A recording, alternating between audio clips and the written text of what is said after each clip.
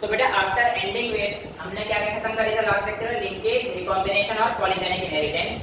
आज का जो बेटा हमारे पास नया टॉपिक है वो हमारे पास कौन सा है, प्लियोट्रॉपी। प्लियोट्रॉपी हम लोग पहले भी कर चुके हैं और आप लोगों को याद होगा जब हमने स्टार्च ब्रांचिंग एंजाइम के जीन की बात करी थी वहां पे, तो हमारे पास वो जो ग्रेन था दो फैक्टर को कंट्रोल कर रहा था, एक तो साइज को और एक आपके अमाउंट ऑफ स्टार्च। तो एक जीन जब एक से ज्यादा इफेक्ट को कंट्रोल करता है उसे हम लोग कहते हैं प्लियोट्रॉपी, और ऐसे जीन जो इस काम को कर रहा है उसे कहते हैं प्लियोट्रॉपिक जीन। वेल आपकी एनसीईआरटी कहती है, इसका एक एग्जांपल आपके पास एक डिसीज के साथ दिया गया है, उसमें बोला है फिनाइल कीटोन्यूरिया। एक्चुअल में क्या होता है कि आपके पास ये जो बीमारी आती है किस वजह से आती है पहले समझ लेते हैं। आप लोगों के पास एक नॉर्मल एंजाइम है फिनाइल एलेनाइन हाइड्रोक्सिलेज। क्या नाम है बेटा इसका, फिनाइल एलेनाइन हाइड्रोक्सिलेज। अब ये जो एंजाइम है ना, आप लोगों का इसको टायरोसिन में कन्वर्ट करने में हेल्प करता है। क्या करता है, इसको किस में कन्वर्ट करता है, ये जो एंजाइम है क्या करता है, जो आपका फिनाइल एलेनाइन होता है, फिनाइल एलेनाइन जो होता है इसको टायरोसिन में कन्वर्ट करता है। लेकिन इस एंजाइम की जीन में चेंज आने की वजह से, इस एंजाइम की जीन में क्या आता है, चेंज आ जाता है, जिसकी वजह से ये फिनाइल एलेनाइन टायरोसिन में कन्वर्ट नहीं हो पाता है। और इसके टायरोसिन में कन्वर्ट ना होने की वजह से फिनाइल के एसिडिक कंटेंट बढ़ जाते हैं। क्या बढ़ जाते हैं, एसिडिक कंटेंट इंक्रीज हो जाते हैं।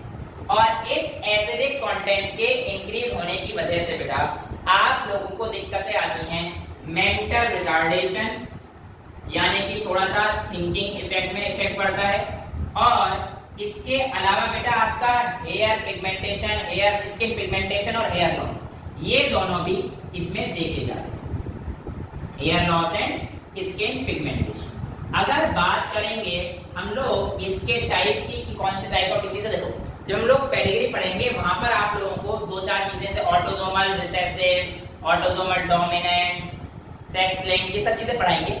बस अभी के लिए मैं इतना ही कह पाऊंगा, इसको अगर कैटेगरी में याद रखना चाहते हो तो बेटा ऑटोसोमल रिसेसिव डिसऑर्डर। कैसा डिसऑर्डर है बेटा, phenyl ketonuria autosomal recessive disorder. इसके अलावा तो यहाँ पे आपको क्या चीज समझ में आ रही है कि इसमें जो एंजाइम था ना, अगर हम उसको हटा देते हैं तो नॉर्मल कोडिंग में हेल्प कर रहा है, बट अगर हम लोग उसके जीन को हटा देते हैं तो क्या कर रहा है, इसको कन्वर्ट नहीं कर पाएगा। तो एक जीन एक से ज्यादा इफेक्ट को कंट्रोल कर रहा है ना, कौन कौन से इफेक्ट को कंट्रोल कर रहा है, देखो जब ये है तो टायरोसिन में कन्वर्ट हो पा रहा है, फिनाइल एलेनाइन टायरोसिन में कन्वर्ट हो रहा है, बट जब नहीं हो पा रहा तो ये किसमें कन्वर्ट हो रहा है, आपके एसिडिक कंटेंट में।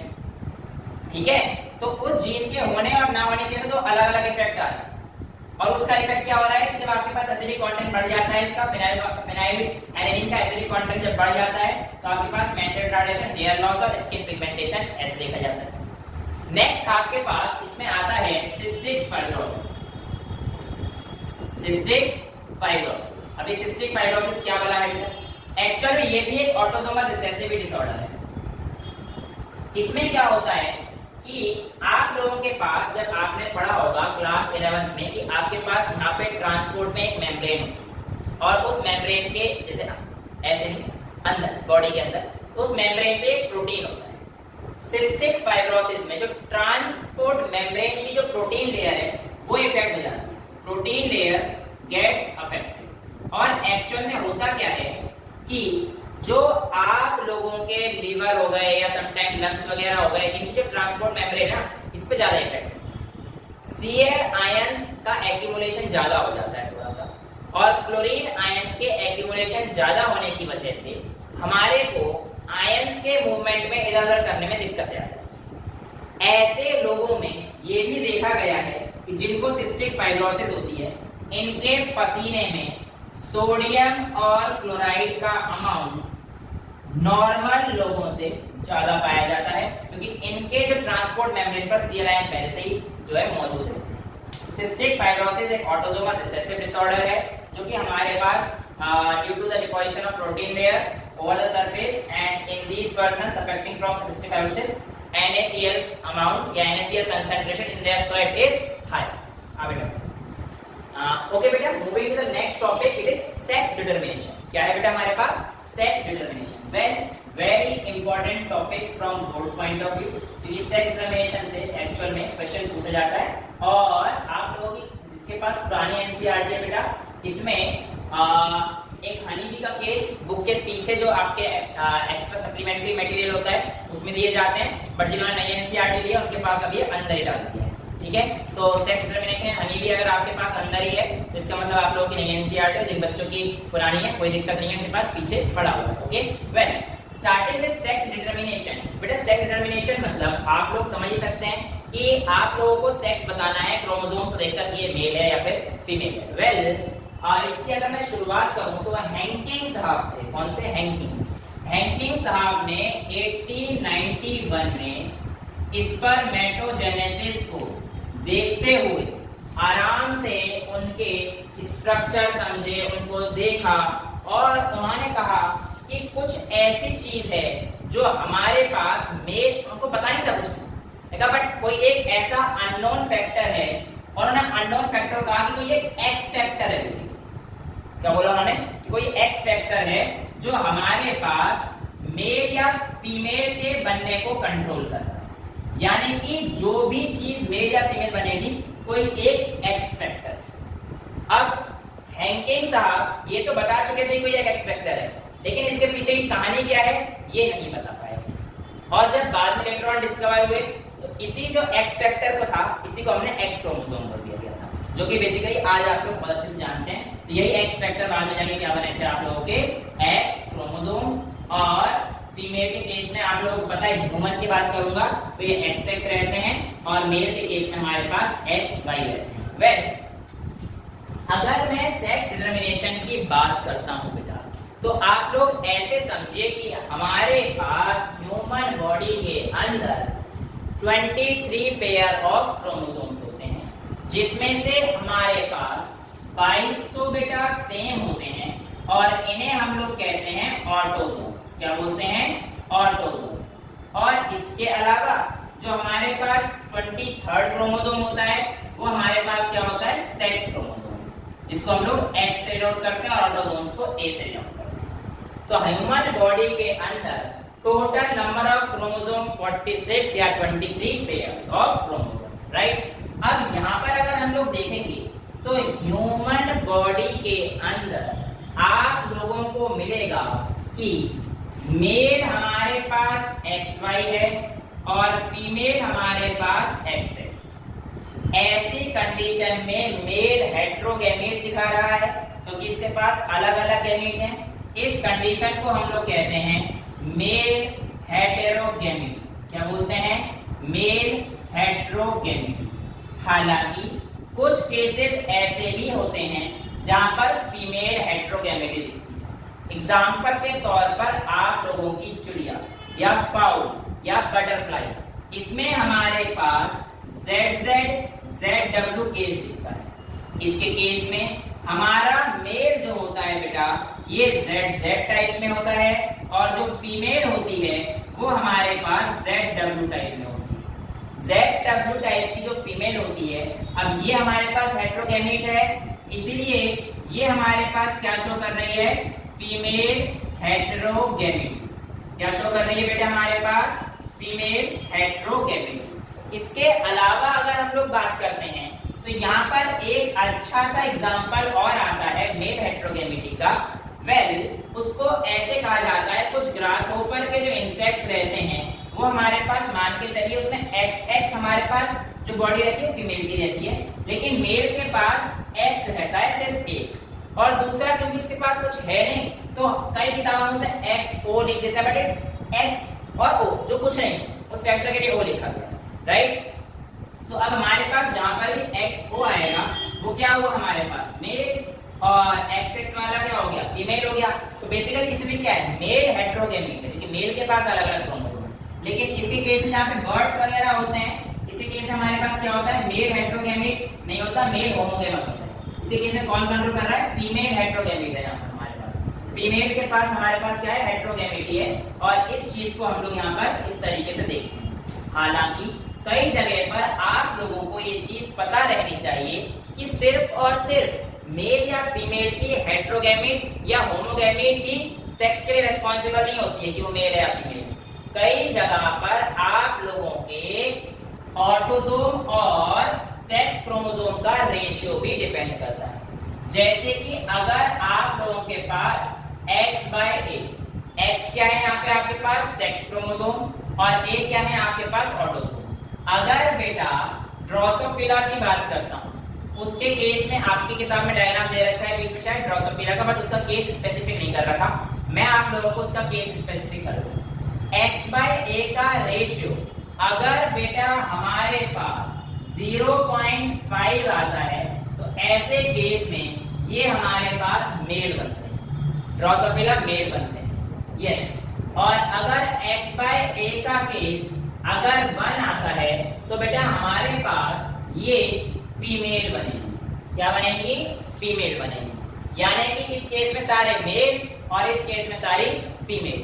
वेल, कंडीशन और भी हो सकती है।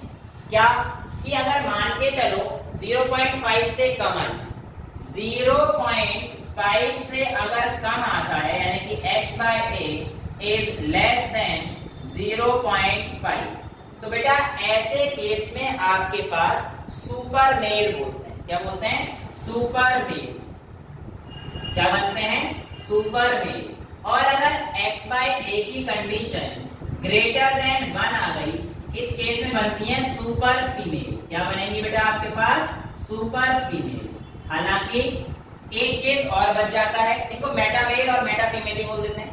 एक केस और बच जाता है जिसके केस में हमारे पास क्या आता है बेटा, ये कि अगर 0.5 से और 1 के बीच में रहे, राइट। तो अगर X के केस में XA यानी कि क्रोमोसोम अपॉन ऑटोसोम का केस हमारे पास कहीं पे लाई कर रहा है बिटवीन 0.5 से 1 के बीच में, तो जो हमारे पास मेल ड्रोसोफिला है वो किसके बीच में लाई करेगा बेटा आपके पास?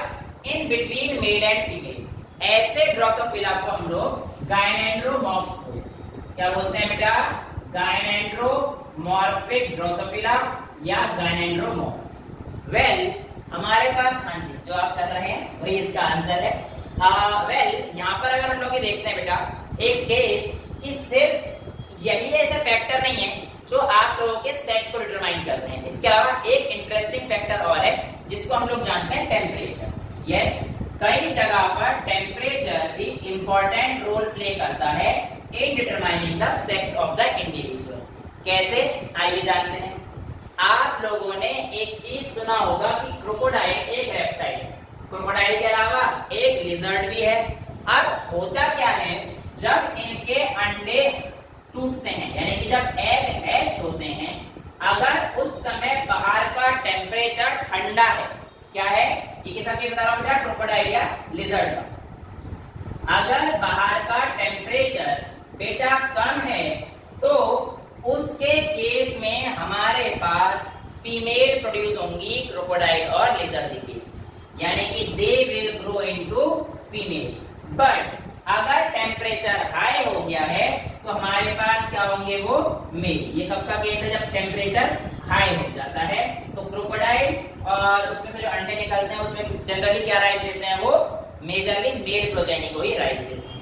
वेल, टर्टल के केस में इसका जस्ट उल्टा है, यानी कि अगर आप लोग हाई टेम्परेचर करोगे तो वहां पे फीमेल आ जाएगी। टर्टल के केस में हाई टेम्परेचर पर क्या आ जाएगी बेटा? फीमेल आती है। और टर्टल के केस में लो टेम्परेचर पर क्या आ जाता है बेटा? हमारे पास मेल आ जाता है। तो ये आप लोगों के पास टेम्परेचर किस तरीके से रोल करता है इन सेक्स डिटरमिनेशन। देखो हमारे एनसीईआरटी में 3 ही थे। कौन कौन से थे? एक मेल फीमेल का था, एक ZZ ZW था, एक X और X नॉट था। ये जो है ये आपके पास डायग्राम में दिया हुआ है, ठीक है। हालांकि एक लाइन कहीं पे लिखी भी है कि external factors like temperature sometimes also play a role, तो उसका जो समटाइम्स वाला केस है वो मैंने आपको करा दिया है। तो इसके बाद जो हमारे पास आएगा वो क्या आएगा बेटा?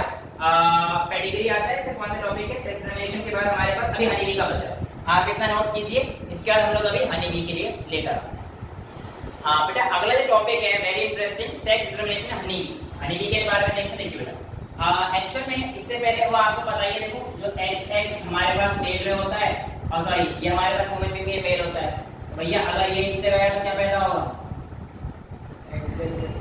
ये पता है ना, ये तो क्रॉस बचपन से बना दिया। ये 4 बच्चे पैदा होंगे, ये बॉय होगा, ये बॉय होगा, ये गर्ल होगी और ये गर्ल होगी। 50-50% चांस होते हैं ह्यूमन बीइंग के केस में बॉय या गर्ल होने के। और बेसिकली इसी के लिए रूल रिस्पांसिबल कौन होता है हमारे पास? फादर ही होता है, ठीक है। और फादर होने के बावजूद भी हमारी सोसाइटी में आजकल भी क्या मानते हैं कि महिलाएं जो है वो बच्चे देती हैं और उनके साथ डोमेस्टिक वायलेंस वगैरह के शिकार होते हैं, जो कि बहुत ही गलत है। बिकॉज आज के टाइम पे जो हमारी थिंकिंग है वो चेंज करना चाहिए। Plus girls are equally important and I personally believe कि गर्ल्स आर मोर लवली। ऐसा नहीं है कि मैं कोई बायस, यहाँ पर कोई बायसिंग नहीं है, बट ठीक है, ऐसा नहीं होना चाहिए कि सब चीजें जो हमारे देश में चल रही है सिर्फ कुप्रथा ही बोलेंगे, जहाँ पे पहले ही मार दिया जाता है उन्हें, अपनी कम्युनिटी से निकाला जाता है। These things should not be there in any country, मतलब सिर्फ यहाँ पे ही नहीं, कहीं पे भी नहीं होनी चाहिए। सो यहाँ पर आगे बढ़ते हैं फटाफट से। सेक्स डिस्क्रिमिनेशन हनी के केस को क्यों इतना इंपॉर्टेंस दिया जाता है, तो बेटा आपको आज समझना है। एक्चुअल में क्या है, हनी बी में हमारे पास 3 टाइप के आप लोगों को हनी बी देखने को मिले। एक्चुअल में क्या होती है, इसमें 3 टाइप क्या होते हैं। एक होते हैं ड्रोन, जो कि आपके मेल होते हैं। एक होती है वर्कर और एक होती है बेटा आपकी क्वीन बी। कौन सी होती है? Queen bee. अब देखो क्या होता है। एक्चुअल में जो ड्रोन होते हैं ना, ये हमारे पास हैप्लॉइड होते हैं। क्या होते हैं? हैप्लॉइड होते हैं। और जो वर्कर और क्वीन बी, ये दोनों के दोनों क्या होते हैं हमारे पास? डिप्लॉयड होते हैं। वर्कर और क्वीन बी क्या होते हैं हमारे पास? दोनों के दोनों डिप्लॉयड होते हैं। अब ये जो हमारे पास मेल वाले ड्रोन है ना, ये आप लोगों को क्या पता पड़ रहा है कि जब माइटोटिकली डिवाइड करेगा, देखो n से n/2 तो नहीं जा सकता, तो इसका डिवीजन तो माइटोटिक ही होने वाला है, तो ये n जाता है। अब इधर से जो गैमीट आएगा बेसिकली वो कैसे आएगा बेटा हमारे पास? मियोटिकल। ये मियोटिक डिवीजन होगा, ये 2n से n जाएगा, राइट। अब जब ये क्या है, बेसिकली ये गैमीट है, ध्यान सुनना इस चीज को बेटा, और ये भी एक गैमीट है। अब ये दोनों गैमीट फ्यूज होकर क्या बनाएंगे? 2n। अब इस 2n की प्लॉइडी में हमारे पास सिर्फ एक क्वीन बी बनती है बेटा। क्या बनती है? Queen bee. और ये हमारे पास 2 तरीके के अंडे देती है। क्वीन बी जब अंडे देती है, एक देती है अनफर्टिलाइज्ड एग। क्या देती है? Unfertilised egg. ये जितने भी अनफर्टिलाइज्ड एग होते हैं, 2n से अंडे जाएगी, तो अंडे तो बेसिकली क्या है? इसका एग, गैमीट है, और गैमीट की प्लॉइडी क्या होती है? n। तो ये जो हमारे पास जो अनफर्टिलाइज्ड एग है, ये हमारे पास क्या राइज देते हैं? ड्रोन्स। क्या देते हैं? ड्रोन्स को राइज देते हैं। और फर्टिलाइज्ड एग यानी कि इसका n और ये n, ये जब मिलेंगे तो बेसिकली फर्टिलाइज्ड मतलब जाइगोट हो गया, बेसिकली कह सकते हैं। तो फर्टिलाइज्ड एग जो हमारे पास आता है वो क्या दे देता है बेटा हमारे पास? Worker B. वर्कर बी का काम जनरली छत्ते में रहकर ही देखना होता है। बेसिकली मेरे को यहाँ पे बड़ा इंटरेस्टिंग लगता है कि जब दोनों 2n है, तो एक वर्कर और एक क्वीन बी कैसे? एक्चुअल में इसमें डिफरेंस आता है कि फीडिंग हैबिट्स पर। इसमें फीडिंग हैबिट्स, क्वीन बी जो होती है वो हमारे पास रॉयल जेली खाती है। क्या खाती है? Royal jelly. और ये बी वैक्स बोल लो, बी वैक्स तो नहीं होगा, बी का ही मटेरियल होता है, मतलब बीहाइव मटेरियल होता है, छत्ते का जो मटेरियल है उसी में जो है जनरली को खाती है। तो वर्कर भी ज्यादातर क्या खाती है? बीहाइव का मटेरियल। और रॉयल जेली के लिए क्या है, मतलब क्वीन बी के लिए क्या चीज बनी होती है? Royal jelly.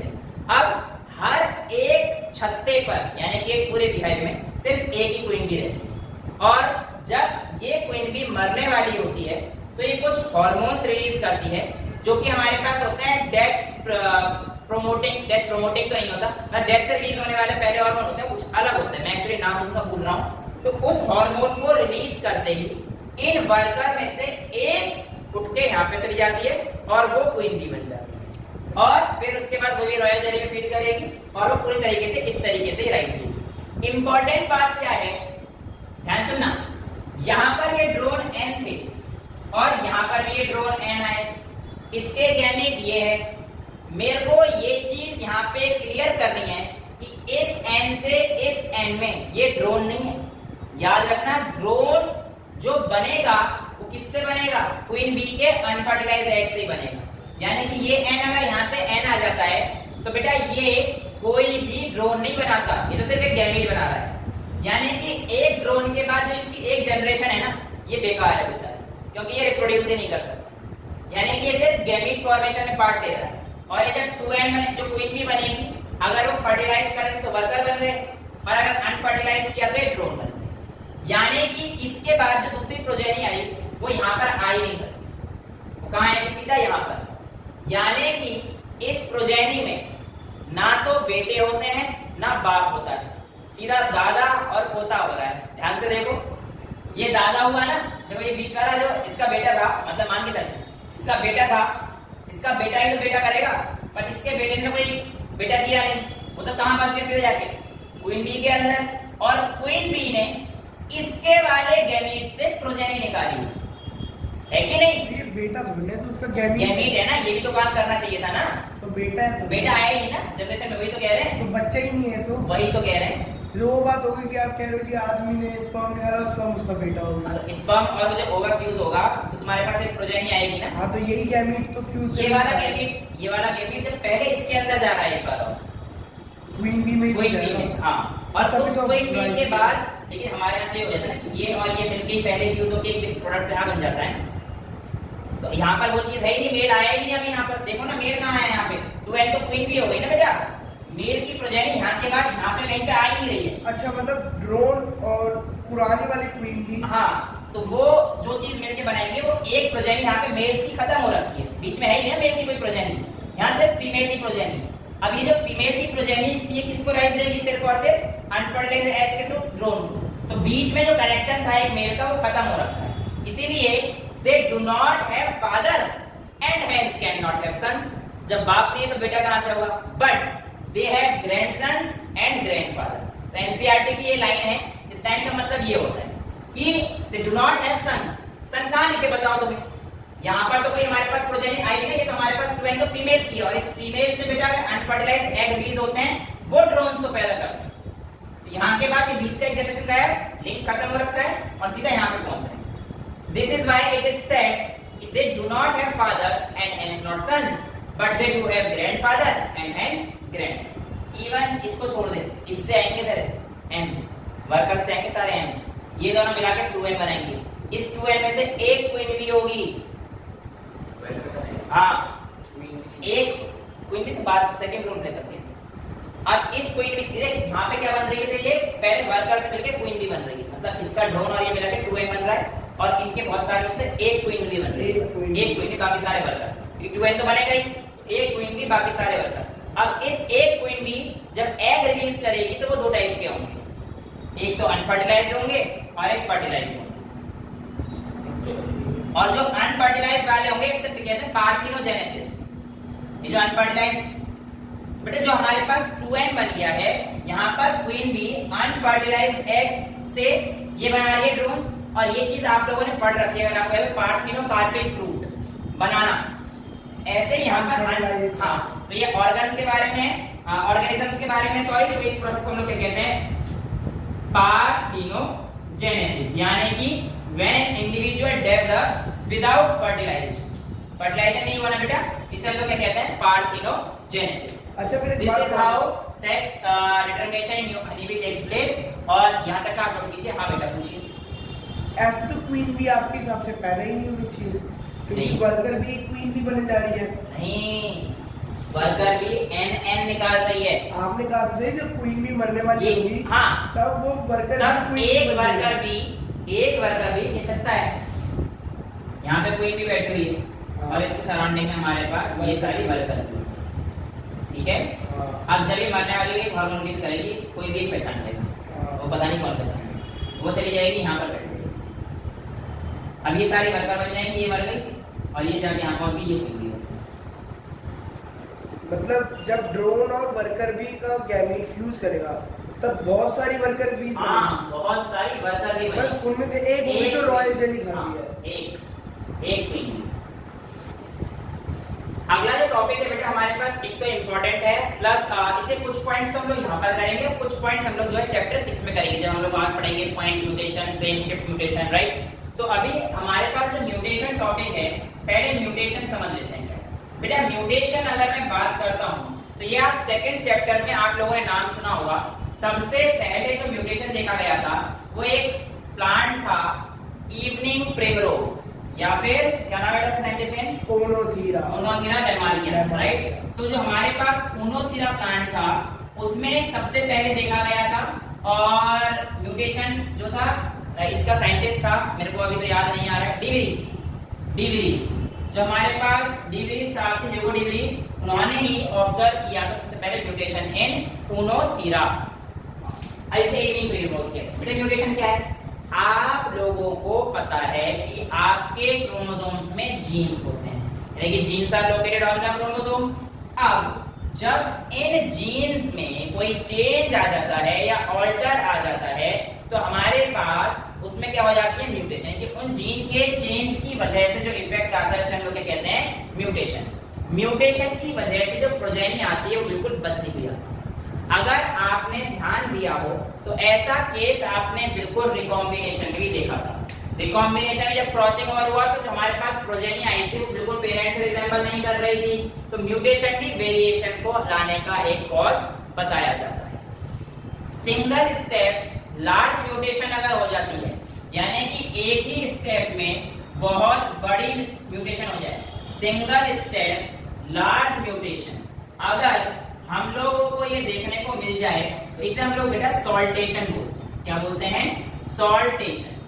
Single step large mutation अगर हो जाती है तो इसे हम लोग बेटा सॉल्टेशन बोलते हैं। आगे अगर हम लोग देखते हैं तो आगे जो हमारे पास टॉपिक है उसमें क्या आता है कि जो हमारे पास म्यूटेशन है इनको इंड्यूस करने के लिए, यानी कि हम लोग अपनी एक्सटर्नल से भी इसे इंड्यूस करा सकते हैं। उसके लिए क्या चाहिए होते हैं? आपको कुछ एजेंट चाहिए होते हैं। वैसे जो एजेंट्स म्यूटेशन को इंड्यूस करते हैं उन्हें हम लोग म्यूटाजेंस बोलते हैं।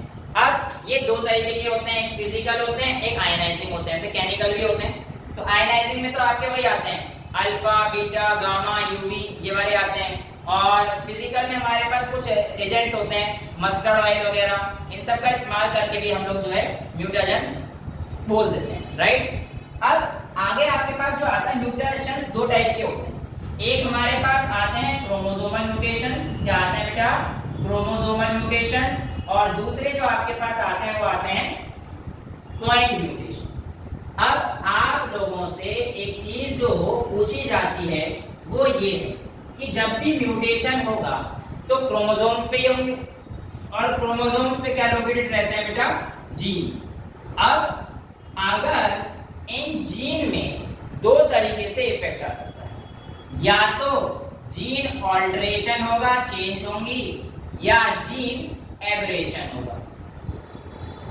या तो जीन का ऑल्टरेशन होगा या जीन का एब्रेशन होगा। आप लोगों को पता होना चाहिए कि आपकी बॉडी में जो कैंसर होता है वो जीन ऑल्टरेशन की वजह से नहीं होता, जीन एब्रेशन की वजह से होता है। तो कैंसर किस वजह से होता है?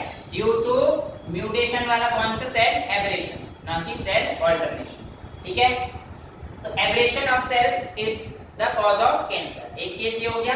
अब ये जो हमारे पास क्रोमोसोमल होते हैं ये म्यूटेशन में हमारे पास फिर इसके टाइप्स बन जाते हैं, यानी कि क्रोमोसोमल म्यूटेशन में टाइप्स आएंगे, टाइप्स ऑफ क्रोमोसोमल म्यूटेशन। उसमें सबसे पहला आता है मॉर्फोलॉजिकल, यानी कि उसकी मॉर्फोलॉजी में चेंज, यानी कि क्रोमोसोम्स की मॉर्फोलॉजी में चेंज आ जाए। ऐसा कैसे हो सकता है? सिंपल सी बात है, अगर उसमें तुम कुछ डिलीट करो, डिलीशन कर दो, या एडिशन कर दो, या डुप्लीकेशन कर दो, उसके केस में आपके पास क्रोमोसोम की मॉर्फोलॉजी में चेंज आ जाता है, और ऐसे म्यूटेशन को हम लोग मॉर्फोलॉजी म्यूटेशन बोलते हैं। दूसरा हमारे पास आता है ट्रांसलोकेशन म्यूटेशन। कौन सा आता है? Translocation mutation. ट्रांसलोकेशन म्यूटेशन में क्या होता है बेटा? मान के चलो आपके पास एक आपका क्रोमोसोम है और उसे अपना मटेरियल डिलीवर करना था ऐसे। मान के चलो ये P पॉइंट, ये Q पॉइंट, ये R पॉइंट, ये कौन सा हो गया? P point, Q point, R point, और ये हमारे पास ऐसे STU पॉइंट। अब हुआ क्या कि आप लोगों के पास जब इसने डिलीवर करना था, मान के चलो यहाँ से यहाँ पे डिलीवर करना, जीन डिलीवर करना था, उसने यहाँ से यहाँ पर डिलीवर कर दिया। तो होगा क्या कि जो आपके पास कंडीशन आएगी, जो नया वाला बनेगा उसमें ये तो हट जाएगा, मतलब ये हट जाएगा, तो चला गया ना, इस पॉइंट से हट जाएगा। ट्रांसलोकेट हो, ट्रांसलोकेट का मतलब क्या है, वो आगे पहुंचा रहा है इस चीज और उस जगह से वो हट जाएगा। यानी कि जो आपके पास इसका जीन आएगा वो कुछ ऐसा आएगा कि यहाँ पे P और Q हो जाएंगे बस, क्योंकि R चला गया ना, और इवन P की जगह पर R गया है, ट्रांसलोकेट हुआ है, तो ये हट जाएगा और यहाँ पे क्या आ जाएगा, आर क्यू।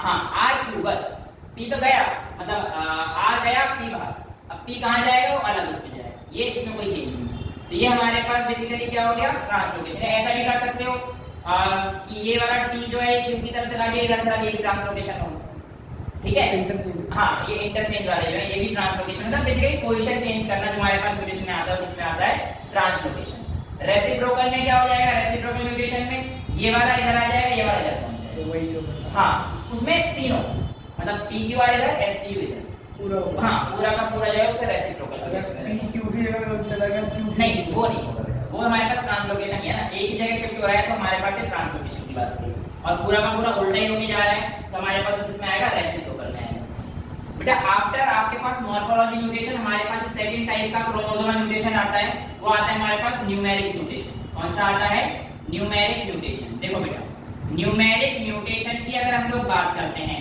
तो जनरली ये हमारे पास दो टाइप की होती हैं, एक आता है यूप्लॉइडी, कौन सा आता है बेटा, यूप्लॉइडी, और एक आता है एन्यूप्लॉइडी। कौन सा आता है, एन्यूप्लॉइडी। अब देखो बेटा यूप्लॉइडी में क्या होता है कि आपके पास जो सेट्स हैं, जैसे आपने पढ़ा है 1n 2n 3n, है ना, आपने 1n नॉर्मल पढ़ रखा है, 2n ही पढ़ रखा है, 3n एंडोस्पर्म में पढ़ रखा है, याद करो, और ऐसे 4n भी होते हैं, 5n भी होते हैं, और आपने ऑफियोग्लोसम में सबसे ज्यादा पढ़ रखे हैं, हेडर्स 1 2 3 2 नंबर ऑफ क्रोमोसोम्स याद है, तो ये आप लोगों को हमने बताया था। तो यहाँ पर आप लोगों के पास यूप्लॉइडी में बेसिकली क्या हो रहा है कि आपके पास जो सेट्स हैं, सेट्स ऑफ क्रोमोसोम्स है वो बढ़ते हैं। जैसे मान के चलो n हो गया तो जो अगले सेट में बढ़ोतरी होगी वो भी 1n की होगी। मान के चलो किसी के पास 2n है तो जो अगली प्रोजेनी आएगी उसमें कितने की बढ़ेगी, 2n की होगी। 3n हो गया तो अगली जो प्रोजेनी आएगी उसमें भी 3n बढ़ रहे हैं। तो क्या हो रहा है, यूप्लॉइडी मतलब उतने ही सेट्स ऑफ क्रोमोसोम्स बढ़ रहे हैं। एक है तो एक बढ़ेगा उस प्रोजेनी में, दो है तो दो बढ़ रहे हैं, और 4 से या 4 से ज्यादा तो उसे कहते हैं पॉलीप्लॉइडी। क्या कहते हैं, पॉलीप्लॉइडी। तो यूप्लॉइडी में हमारे पास ये केस बनता है कि जितने नंबर ऑफ सेट्स हैं उतने ही जाकर बढ़ते हैं। दो है तो दो, 4 है 4, 10 है तो 10। हालांकि 5 6 के बाद ऊपर बहुत ज्यादा दिक्कतें हो जाती हैं, फिर उसमें बहुत ज्यादा म्यूटेशन आने शुरू हो जाते हैं, है ना। ह्यूमन बीइंग के केस में ऐसा मुश्किल है, याद रखना एक चीज, यूप्लॉइडी पॉलीप्लॉइडी ह्यूमन बीइंग्स में बहुत ज्यादा मुश्किल होती है, कैंसर सेल के केस में बहुत ज्यादा फिर पाई जाती है। हाँ तो ट्रिप्लॉइड बच्चे पैदा होगा बेटा, ये बात तो मैं कैमरे में नहीं बता सकता, आराम से पर्सनल पूछना, अरे गंदी गंदी बातें नहीं करा करता। वे अगर हम लोग बात करते हैं एन्यूप्लॉइडी की, तो यहाँ पर देखो क्या होता है, सिंगल सेट या डबल सेट, बस या तो एक सेट जा सकता है या दो सेट जा सकता है। अब यहाँ पर दो कंडीशन आती है, डिलीशन भी हो सकता है और एडिशन भी हो सकता है। देखो यहाँ पे सिर्फ एडिशन हो रहा था और सेम सेट का हो रहा था, लेकिन यहाँ पर क्या होता है, डिलीशन भी होता है और एडिशन भी होता है। डिलीशन के केस में क्या होता है, देखो बेटा डिलीशन के केस में क्या होता है, जो आपके पास नॉर्मल क्रोमोसोम है उसमें से अगर आपका एक सेट गायब हो जाए, ये क्रोमोसोम एक सेट गायब हो जाए तो इसे क्या बोलेंगे, मोनोसोमी। क्या बोलेंगे बेटा, इसे मोनोसोमी। मतलब एक पेयर में से एक गायब हो गया, पूरा का पूरा, हाँ एक पूरा गायब हो गया, मोनोसोमी। और एन्यूप्लॉइडी की दूसरी कंडीशन जो इसमें आती है डिलीशन में, कि दूसरा भी गायब हो गया, यानी कि अगर एक गायब हो गया तो मोनोसोमी और दूसरा गायब हो गया तो उसे हम क्या बोलेंगे, नलीसोमी। नलीसोमी। और एडिशन अगर हो जाता है तो बेटा वही है, फिर उसके साथ बेसिकली एडिशन क्यों होता है ये आपको पता होना चाहिए। एक्चुअल में क्या होता है, आप लोगों को पता होना चाहिए कि जो हमारे पास क्रोमोसोम्स मिलते हैं तो एक टाइम का सेपरेट हो जाते हैं, but sometimes chromosomes fails to separate. आप लोगों को मैंने जाइंट क्रोमोसोम्स के एग्जांपल है इसका बताया था कि यस, तो उसमें जो हमारे पास क्रोमोसोम्स होते हैं पॉलीडीन के, पॉलीडीन क्रोमोसोम्स तो सेपरेट नहीं हो पाते, तो ऐसी कंडीशन यहाँ पे भी आती है, सेपरेट नहीं हो पाते तो हमारे पास क्या होता है, जैसे मान के चलो दो क्रोमोसोम थे, अब इनको होना चाहिए था यहाँ के क्रॉसिंग और क्या सेपरेट, बट ये सेपरेट नहीं हुए, तो इसके बाद क्या होगा, एक और क्रोमोसोम एक्स्ट्रा यहीं पे आगे आएगा जो अगला वाला आएगा। तो उसे किसने दो तो थे ही, और एक सेट मैंने क्या बोला यहाँ पे कंडीशन खाली होती है तो एक आएगा या एक जाएगा, ठीक है, या दो आएंगे दो जाएंगे, बस तीन नहीं आ सकते इसमें ना, तीन जा सकते। तो अगर एक सेट ऐड हो रहा है तो उसे बोल देंगे ट्राइसोमी। क्या बोलेंगे बेटा? ट्राइसोमी, यानी कि ट्राइसोमी न्यूमेरिक म्यूटेशन के एन्यूक्लॉइडी का एडिशन केस, नलिसोमी न्यूमेरिक म्यूटेशन के एन्यूक्लॉइडी का डिलीशन केस। अब ऐसे ही टेट्रासोमी हो जाएगा, अगर दो के दो ऐड हो गए तो हमारे पास हो जाएगा टेट्रासोमी। पेंटासोमी कुछ नहीं होता, क्योंकि हमारे पास दो क्रोमोसोम पे दो ही ऐड हो सकते हैं मैक्सिमम, एक पे एक आ सकता है ट्राइसोमी। जैसे कि आपने पढ़ा होगा XXY क्लाइनफेल्टर सिंड्रोम, और ये सारे सिंड्रोम अभी हम लोग आगे पढ़ेंगे, तो लास्ट टॉपिक है हमारी NCERT का, उसमें आपको आराम से अच्छे समझ में आ जाएगा। तो यहाँ पर आप लोगों के पास क्रोमोसोम म्यूटेशन यही होते हैं। जो हमारे पास पॉइंट म्यूटेशन होता है बेटा, वो बहुत डिटेल में हमें डील करना है इन जेनेटिक्स के 6th चैप्टर में, जो आपका अगला है मॉलिक्यूलर बेसिस ऑफ इनहेरिटेंस, उसको हम लोग वहीं के लिए छोड़ देते हैं। सो आज के लिए इतना ही रखते हैं। आई होप आप लोगों को इतना समझ में आया होगा। अगली क्लास हम लोग पेडिग्री करेंगे, और पेडिग्री करने से पहले आपको कंडीशन समझाऊंगा कि ऑटोसोमल क्या होती है। NCERT के साथ चलेंगे, बट थोड़ा सा पहले आप लोगों को बता दूंगा कि किस तरीके से क्रॉस बनाए जाते हैं, क्या होते हैं। Then I will be starting with the disease and all. So I hope आप लोगों को आज समझ में आया। कोई डाउट है पूछ सकते हैं। That's all for today, thank you.